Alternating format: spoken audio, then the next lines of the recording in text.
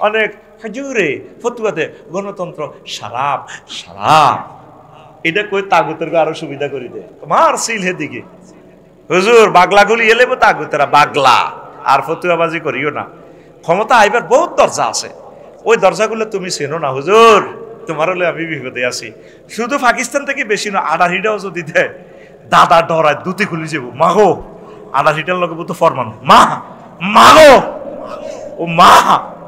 এই যে গ্রামীণ ব্যাংকটা করছে না শুদ্ধ ব্যাগে খাই এরা না খালি হেতা করে সুদি কস আফসারি ফ্যাডের ভিত্তি অত সুদ আমাদের সরকারি বেতনটা ইয়ে ট্যাক্স নর্তগির টাকাটা পর্যন্ত ইনকাম ট্যাক্স দিয়ে আমার ইয়ে বেতন আইয়ে জিনার টিয়াটা অত আই খাই এতে ফরাজি লাগেছে রুমাল এটা তো সুদের তাহলে খালি সুদ উনি নি খায় ব্যাংকে আমাদের নেতৃবৃন্দ গুলোকে মেরে ফেলছে আমার মেজর জিয়াকে মেরে ফেলছে সাইদি সাহেবকে মেরে ফেলছে নেজামি সাহেবকে মেরে ফেলছে তাদেরকে আমরা কেমনে ভালো বলি তারা আমাদের কিসের প্রতিবেশী কথা ঠিক না আমাদের সকল নেতৃবৃন্দকে তারা হত্যা করেছে গণতন্ত্র দিয়ে কি ইসলামী শাসন বা খেলাফত আনা সম্ভব এবং গণতন্ত্রের মাধ্যমে কি সত্যিকার অর্থে ইসলাম প্রতিষ্ঠা করা সম্ভব হবে আল্লাহ চাইলে পারা যাবে এই দেশের সিস্টেম হইলো এটা আপনি ভোট দেন না বিসমিল্লাহ কই এরপরে এটা গণতন্ত্রের মাধ্যমে কোরআনী হুকুমত কায়েম হলে বিরিজিটা ভাঙি খেলাফত বানাইয়ে না অন গণতন্ত্রের বিরুদ্ধে ফতুয়া দিয়ে না বিপদ হইলে হুরের গোস্ত খাওয়ান যায় কথা ঠিক কিনা ফামানিস তুররা গায়রা বাগিন ওয়ালা আদিন ঠিক কিনা অনেক হুজুরে ফতুয়াতে গণতন্ত্র সারাপ সারাপ এটা কই তাগুতের আরো সুবিধা করে দে মার সিল হেদিকে হুজুর বাগলা গুলি এলে তাগুতেরা বাগলা আর ফতুয়াবাজি করিও না এখন এই দেশে এই সিস্টেম মোহাম্মদ সাল্লাল্লাহু আলাইহি ওয়াসাল্লাম মদিনা তৈবা ক্ষমতা কেমনে আইছে কোন গণতন্ত্র দি এরা বে কি মিলি ম্যান্ডেট দিছে নবীর আপনি দেশ কান চালা ক্ষমতা আইবার বহুত দরজা আছে ওই দরজাগুলো তুমি চেনো না হুজুর তোমার হলে আমি বিপদে আছি ডক্টর ইউনূস স্যার যদি নির্বাচনে খাড়াইতো ওনার কেন্দ্র উনি ফেল করতো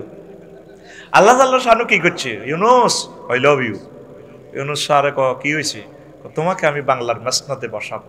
তোমাকে কে না বলেছিল টুপ করে পদ্মা সেতুর নিচে ফালাইয়ে দিবে না আমি রব্বুল আলামিন এটা মাইন্ড করেছি আমি তোমার মাথার চুল ধরে তাজ লাগাইয়া বাংলার মাসনাদে বসাইয়ে দিব আর তুমি এমন এক শাসক হবা 1000 বছর কিয়ামত পর্যন্ত তোমাকে স্মরণ করবে লিখে রাখো এই কথা এই বন্দর কেন দিছি বিদেশিদেরকে এটা মালিকানা দেয় না এখানে জাহাজ একটা আসলে 2 বছরও লড়ে না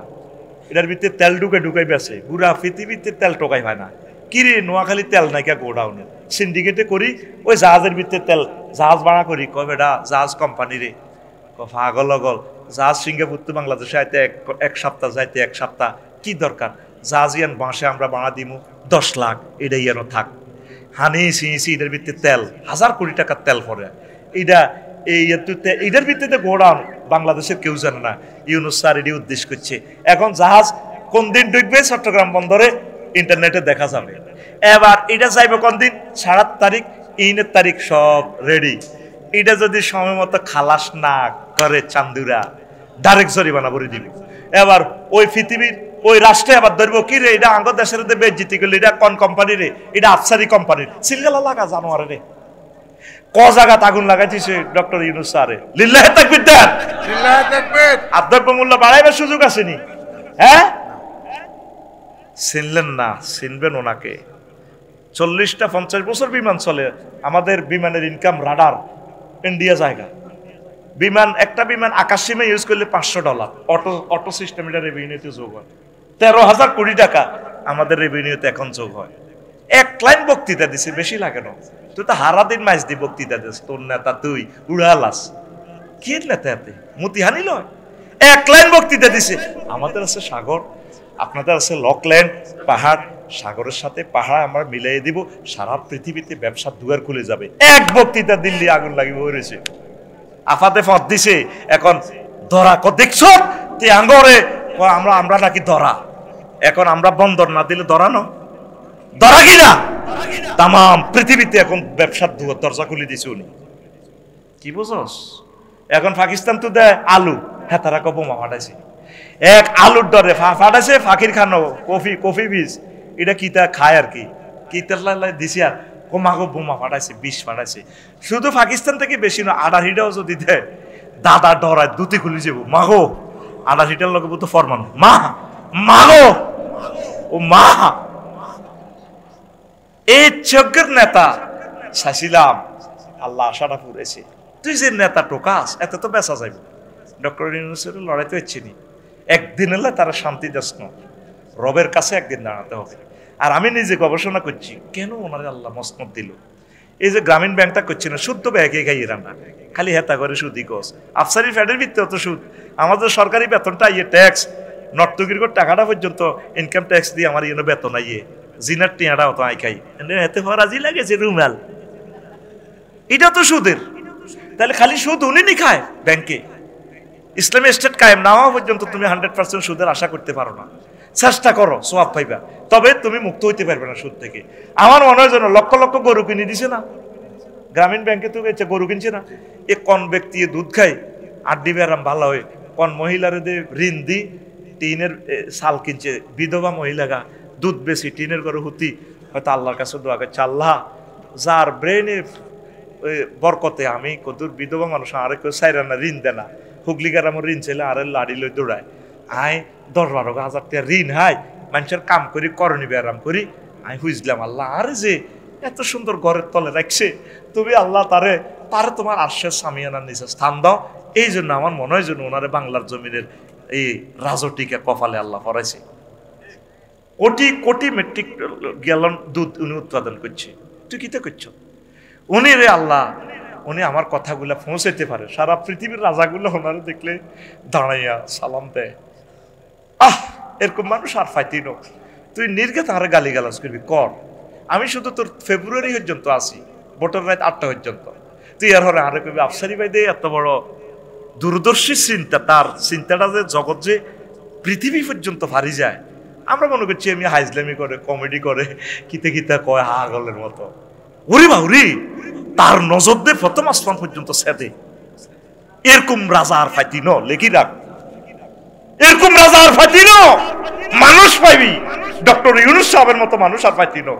উনি ফাইতেছেন না নির্বাচনটা এখন দিয়ে কোন রকম দেশটা তো যাই পেলাই, যে জ্বালানটা ওনারা জ্বালাইছে সস্তরা, কেউ ওনারা সাহায্য করে না। আল্লাহ তোমার ইয়াতিম নবীর বরকতে তুমি তাকে সাহায্য করো, আল্লাহ আমাদেরকে বাঁচাও, আল্লাহ আমাদের আর ত্রাণকর্তা কেউ নাই, তুমি আরশো আজিমের মহব্বত দিয়া তাকে ফাড়াইছো, আল্লাহ তাকে তুমি হেল্প করো, সুন্দর একটা নির্বাচন দিয়া প্রত্যেকের সাইজ করার তৌফিক তুমি দাও আল্লাহ। জনগণ যাতে নির্ভয়ে ভোট দিয়ে নিজের প্রিয় নেতা নির্বাচিত করতে পারে, আল্লাহ কেউ তাকে সাহায্য না করুক, আল্লাহ তোমার রহমতের ফেরেশতা দিয়ে তুমি তাকে সাহায্য করো। কয়টা সহযোগিতা করছে তুই জানোস? নির্বাচিত সরকার 1000 বছর এই কাজগুলো করতে পারবে না, চতুর্দিকে খিসার লগে সরকারেরা গদি ঠিক রাখতে পারে না। কি করবো, আমি চাইলেও তো আমি সেখানে ঠিক দেখতে পারতাম না। এই জন্য আল্লাহ নির্দলীয় সরকার একটা দিছে, তুই কর, ঠাঁসাই কর, মার মার আগুন পর্যন্ত দে, তুই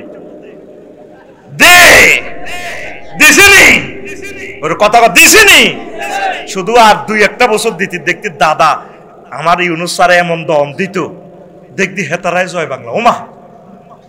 7 সিস্টার কি হইব তুই জানস? সিনিয়র নে বইরেছি